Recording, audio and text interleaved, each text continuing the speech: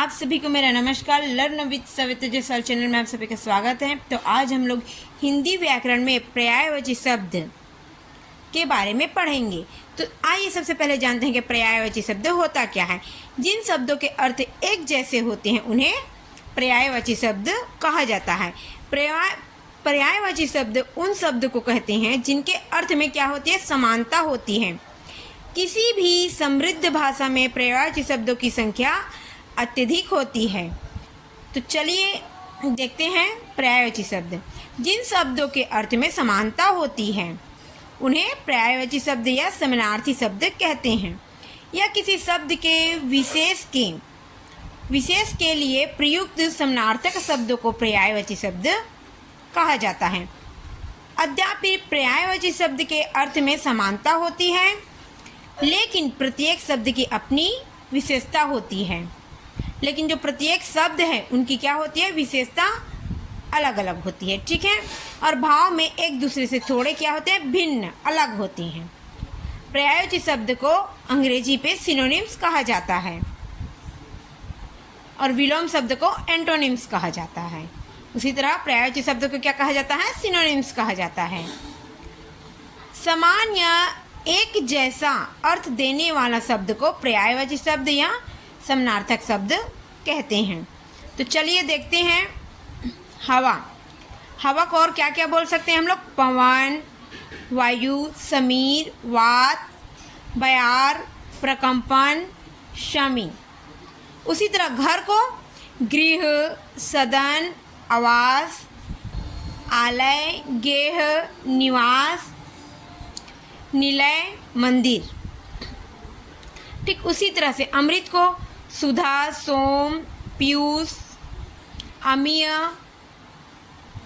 जीर्णोदक। अमृत को सुधा, सोम, पीयूष, अमीय, जीर्णोदक। उसके बाद है अग्नि को आग, अनल, पावक, वही। अश्व को क्या क्या बोलते हैं, घोड़ा, हाय, तुरंग, बाजी, घोटक, सैधव, तुरंग। आकाश को उसी तरह गगन, नभ, आसमान, व्योम, अंबर, धव, अंतरिक्ष, अनंत। उसी तरह आँख को देख लीजिए, नेत्र, दृक, नयन, लोचन, चक्षु, अक्षि, अम्बक, दृष्टि, विलोचन। उसके बाद है जल को वारी, पानी, नीर, सलील, तोय, उदक, अम्बु, जीवन, पेय, अमृत, मेघपुष्प। उसके बाद है उसी तरह नदी को भी सरिता, तटनी, तरंगिणी, निर्झरणी, अपंगा, निम्नगा, कुलमकशा। उसी तरह से पवन को वायु, समीर, हवा, अनिल बोला जाता है। उसके बाद है आप लोग का पर्यायवाची शब्द को उसके प्रति शब्द या समानार्थी शब्द भी कहा जाता है। पर्यायवाची शब्द को प्रति शब्द या समानार्थी शब्द भी कहा जाता है। हिंदी भाषा में तत्सम पर्यायवाची शब्द की अधिकता होती है, जबकि तद्भव शब्द का अभाव है। ये शब्द संस्कृत से हिंदी में आए हैं। मैंने मेरे पिछले वीडियो पे आप लोग को तत्सम और तद्भव के बारे में पढ़ाई हूँ, तो आप लोग तत्सम तद्भव का वीडियो देख लीजिएगा। तो चलिए मैं एक बार फिर से बता देती हूँ कि तत्सम और तद्भव होता क्या है। यहाँ पर तत्सम शब्द संस्कृत भाषा से लिया गया है। यह तत्सम शब्द दो शब्दों से बना है, तत् धन सम से, तत् धन शम से। यहाँ पर तत्सम शब्द दो शब्द से लिया गया है, तत् धन सम। तत् का अर्थ होता है उसके, सम का अर्थ होता है समान। तो दोनों का अर्थ हुआ ज्यों का त्यों, अर्थात इसका अर्थ हुआ जिन शब्दों को संस्कृत से बिना किसी परिवर्तन से लिया जाता है उसे तत्सम शब्द कहा जाता है। उसके बाद है तद्भव शब्द। तद्भव शब्द क्या होता है, इसका अर्थ होता है, तद्भव का शाब्दिक अर्थ होता है उससे बने शब्द। अर्थात ये भी दो शब्दों से मिलकर बना है, तत् धन भव तत्धन भाव का अर्थ होता है उससे उत्पन्न। किससे उत्पन्न? संस्कृत भाषा से उत्पन्न हुए शब्द, उसको तद्भव शब्द कहा जाता है। पर्यायवाची शब्द में जो तत्सम शब्द है उसको अधिकता अर्थात अधिक प्रयोग किया जाता है, जबकि तद्भव शब्द का सिर्फ अभाव होता है अर्थात कम रूप में उसको लिया जाता है। ठीक है, ये शब्द संस्कृत से हिंदी में आए हैं। ये शब्द संस्कृत से हिंदी में आए हैं। तत्सम शब्द क्या है? संस्कृत भाषा के शब्द हैं जो हिंदी में बिना परिवर्तन के प्रयुक्त अर्थात लिया जाता है। ठीक है, तद्भव शब्द होते हैं जो थोड़ा सा परिवर्तन करके हिंदी में प्रयुक्त किया जाता है, उसे तद्भव शब्द कहा जाता है। इसको विस्तार पूर्वक पढ़ने के लिए मेरे वीडियो पे आप लोग तत्सम और तद्भव को देख लीजिएगा। चलिए आगे देखते हैं। पर्यायवाची शब्द की परिभाषा। ऐसे शब्द जो समान अर्थ के कारण किसी दूसरे शब्द का स्थान ले लेते हैं उन्हें पर्यायवाची शब्द कहते हैं। पर्यायवाची शब्द का अर्थ देख लीजिए। समान अर्थ देने वाला अर्थात समानार्थी होता है। हिंदी भाषा में एक शब्द के समान अर्थ वाले कई शब्द हमें मिल जाते हैं, अतः पर्यायवाची शब्दों का प्रयोग करते हुए विशेष सावधानी बरतनी चाहिए। अर्थात हिंदी भाषा में एक शब्द के तो समान अर्थ मिल जाते हैं हमें, लेकिन पर्यायवाची शब्द का अगर हम लोग प्रयोग करते हैं तो हम लोग को सावधानी बरतनी चाहिए कि ये है कि नहीं। जैसे कि हवा के लिए हम लोग उसका पर्यायवाची शब्द वन, सदन, आवाज़ ये तो प्रयोग नहीं कर सकते हैं ना। तो हवा को पवन बोला जाता है, वायु बोला जाता है, समीर बोला जाता है, ऐसा बोल सकते हैं। लेकिन किसी और शब्द के लिए किसी दूसरे शब्द को डालना उचित नहीं है, तो ये हम लोग को यहाँ पर सावधानी बरतनी चाहिए करके बोला जा रहा है। उदाहरण के लिए देख लीजिए आप लोग, 100 के पर्यायवाची शब्द क्या क्या होते हैं? आप लोग सैकड़ा बोलते हैं 100 को, सदी, शताब्दी, शतक आदि बोलते हैं हम लोग। तो सैकड़ा अर्थात क्या होता है? 100 वस्तुओं का क्या होता है? समूह होता है। सैकड़ा 100 वस्तुओं का क्या होता है? समूह होता है। और 100 वर्ष के समूह को सदी कहा जाता है, और 100 वर्ष के समूह को क्या कहा जाता है? सदी कहा जाता है। सदी को शताब्दी और शती भी कहा जाता है। सदी को शताब्दी और शती भी कहा जाता है, जबकि शतक का आशय 100 अंकों के समूह से होता है। शतक का आशय क्या होता है? 100 अंकों का समूह होता है। सैकड़ा का अर्थ क्या होता है? 100 वस्तुओं का समूह, और शतक का अर्थ होता है 100 अंकों का समूह। तो यहाँ पर पर्यायवाची शब्द के अर्थ में विशेष सावधानी बरतनी चाहिए करके इसलिए यहाँ पर बोला जा रहा है। चलिए पर्यायवाची शब्द की सूची देख लेते हैं हम लोग। हवा, पवन, वायु, समीर, वात, बयार, प्रकंपन, समी। हवा, सांप को क्या क्या बोलते हैं? और सर्प, नांग, विषधर, व्याल, भुजंग, उरग, अही, पतंग, जंगल को वन, कानन, बिहड़, विटप, विपिन। उसी तरह घर के लिए गृह, सदन, आवास, आलय, गेह, निवास, निलय, मंदिर। ठीक उसी तरह अमृत के लिए है, असुर के लिए है, अग्नि के लिए, अश्व के लिए, आकाश, आँख, जल, नदी, पवन, इन सब के लिए पर्यायवाची शब्द अलग अलग दिया गया है। चलिए अमृत को देख लेते हैं। सुदाह, सोम, पीयूष, अमीय, जीर्णोदक। असुर को और क्या बोला जाता है? राक्षस, दैत्य, दानव, निशाचर, धनुज, यातुधान, निशिचर, रजनीचर। अग्नि को आग, अनल, पावक, वाहिक।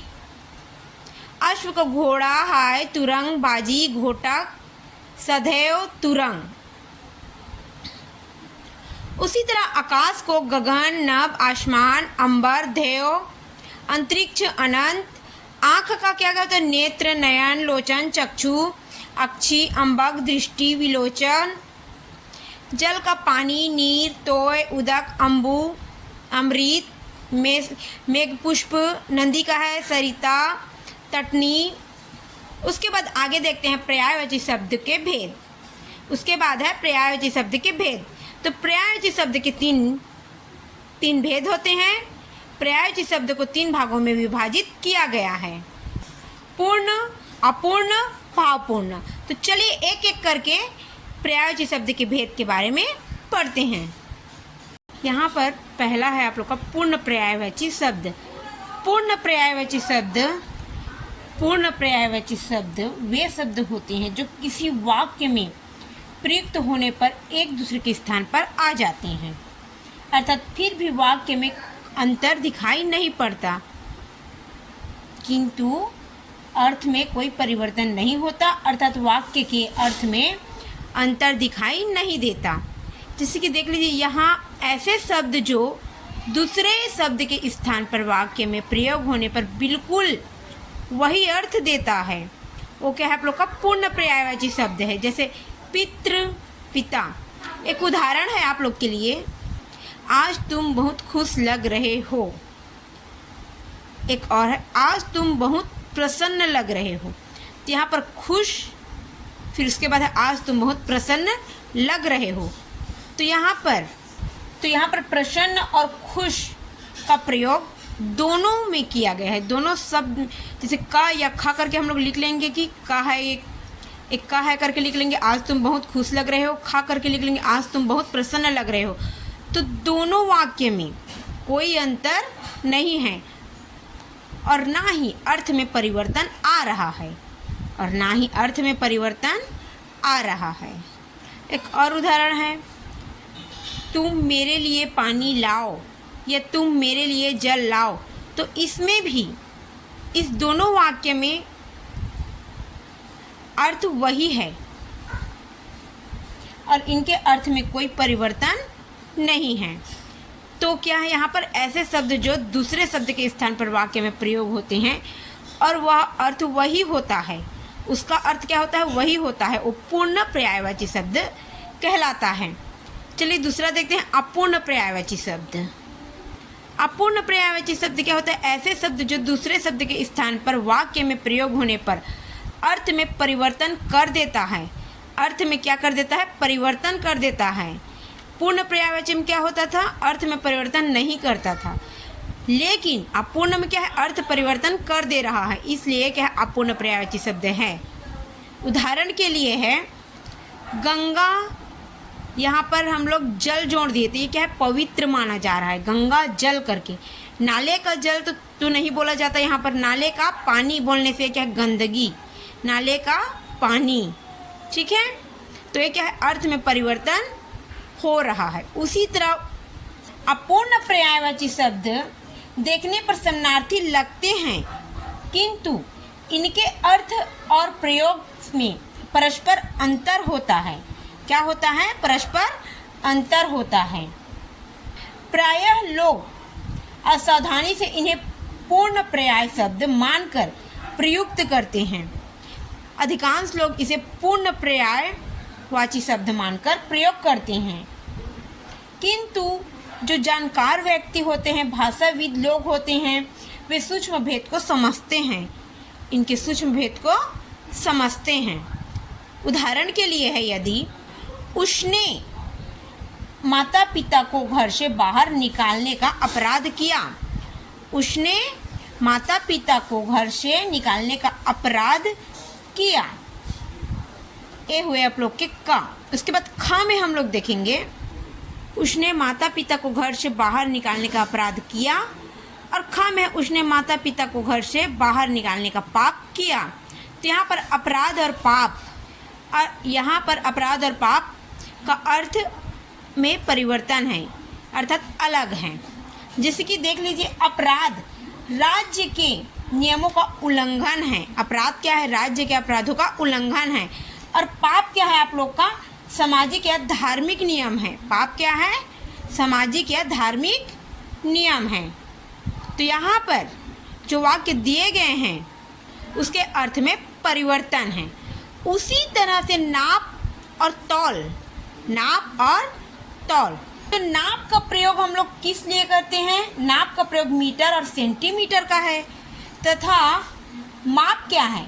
किलोग्राम है, लीटर है, इसके लिए प्रयोग किया जाता है। ठीक है, चलिए अगला देखते हैं भावपूर्ण पर्यायवाची शब्द। भावपूर्ण पर्यायवाची शब्द, भावपूर्ण अर्थात भावहीनी, दोनों ही समानार्थी शब्द हैं। दोनों ही अर्थ भाव से भरा हुआ होता है। भाव में कोई परिवर्तन, भाव कोई भी हो सकता है। भाव क्या है? कोई भी हो सकता है। जैसे करुणा, ईर्ष्या, घृणा, दया, शोक, ये क्या है आप लोग का भाव है। तो भाव के आधार पर बनने वाले पर्यायवाची शब्द भावपूर्ण पर्यायवाची शब्द कहलाते हैं। भाव से उत्पन्न ना। तो जैसे कमल, जलज। कमल क्या है? फूल है। जलज क्या है आप लोग का? जल से जन्म लेने वाला, इसीलिए कमल जलज। तो जल से जन्म लेने वाला। ठीक है। पर्यायवाची शब्द के प्रकार: पूर्ण पर्यायवाची शब्द, अपूर्ण पर्यायवाची शब्द, भावपूर्ण पर्यायवाची शब्द। पूर्ण पर्यायवाची शब्द क्या है? पूर्ण पर्यायवाची शब्द होता है जिनके अर्थ में कोई परिवर्तन ना हो। अपूर्ण पर्यायवाची शब्द क्या होता है? जिनके अर्थ में परिवर्तन हो। भावपूर्ण पर्यायवाची शब्द क्या होता है आप लोग का? भाव के आधार पर बनने वाले पर्यायवाची शब्द। पूर्ण पर्यायवाची शब्द का उदाहरण ले लीजिए। अकल को बुद्धि, ऋतु, मौसम, खुश, प्रसन्न, ये क्या है? पूर्ण पर्यायवाची शब्द है, क्योंकि इसके शब्द हैं उसमें कोई परिवर्तन नहीं हो रहा है। पूर्ण पर्यायवाची शब्द में अच्छाई, भलाई, अध्यक्ष, सभापति, इच्छा, कामना, तो ये क्या है आप लोग का? अलग अलग अर्थ निकल रहा है इसका। ठीक है। भावपूर्ण पर्यायवाची शब्द है कमल को जलज। जलज का क्या है? जल से जन्म लेने वाला। ठीक है। चलिए आगे देखते हैं पर्यायवाची शब्द के उदाहरण। अ से पर्यायवाची शब्द। अंक को क्या बोला जाता है? पहले संख्या, गिनती, क्रमांक, निशान, चिन्ह, छाप। अंकुर को कोपल, अखुआ, कलक्का, नवोदित, कलिका, गाभा। अंकुश को प्रतिबंध, रोक, दबाव, रुकावट, नियंत्रण। अंग अवयव, अंश, काया, हिस्सा, भाग, खंड, उपांश, घटक, टुकड़ा, तन, कलेवर, शरीर, देह। अग्नि का पर्यायवाची शब्द होता है आग, अनल, पावक, जातवेद, कृषाणु, दहन, अरुण। आंचल का पल्लू, छोर, क्षेत्र, अन, प्रदेश, आंचल, किनारा। उसी तरह से अचानक का है अकस्मात, एकाएक। इसी तरह से और भी पर्यायवाची शब्द हैं। अ से, ई से, ऊ, ऋषि, एड़ी, ऐनक, क, ख, ग, घ, च, छ, झ। इन सभी के पर्यायवाची शब्द को पढ़ने के लिए डिस्क्रिप्शन पर लिंक दिया गया है, उसमें जाकर आप सभी लोग पर्यायवाची शब्द को पढ़ लीजिएगा। आशा करती हूँ यह वीडियो पसंद आई होगी। तो ऐसे ही हिंदी व्याकरण से संबंधित और वीडियोस देखने के लिए मेरे channel learn with Savita Jaiswal के साथ बने रहिएगा। धन्यवाद।